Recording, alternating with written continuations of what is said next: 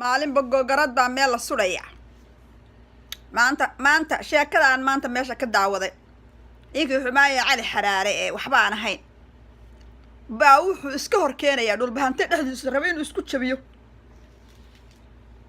anaa idiin sheegaye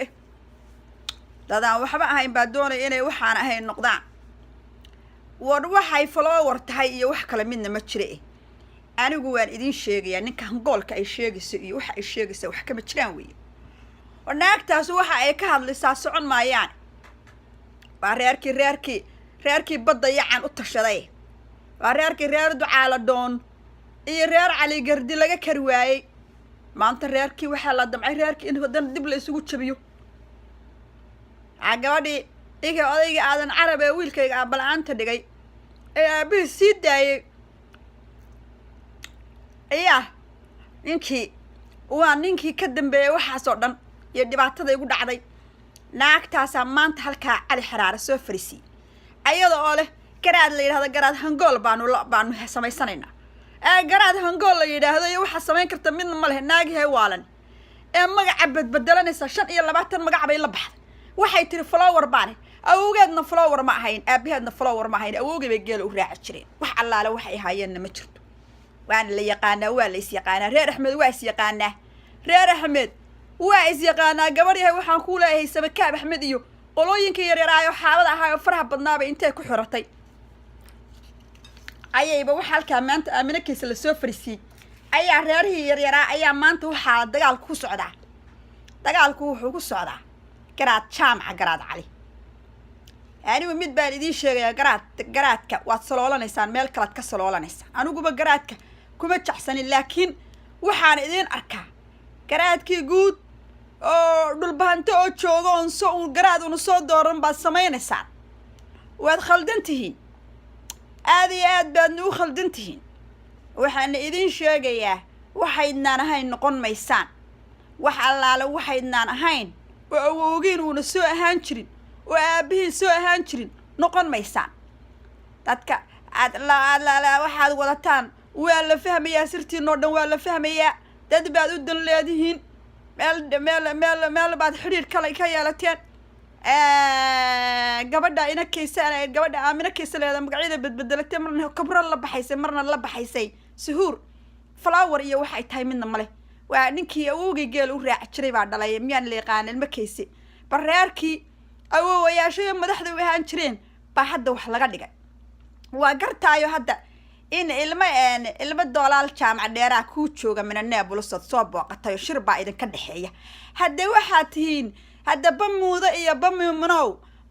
bamiimnow hadda waxaa keenteen inaad qaadaan oodii aad dib u soo noqotaano aad oodii waad u barateen badda yac inaad dhacdaan ba hadda weerar weyn baa wadaano waa laydin soo kiraystay laakiin waxaad qaadaysaan male waxaan idiin sheegayaa garaad jaamaca garaad cali iyo bahar samay iyo waxaad ka qaadaysaan male waad baa idiin sheegayaa hadda idinku waxa weeye saf kalaad ku jirtaan saf aan reerka ahayn baad ku jirtaan saf cadow baad ku jirtaan saf reerka necab baad ku jirtaan weligiin yaalihiin saasaad reerkan badda yacan u nabcaydeen weligiin yaalihiin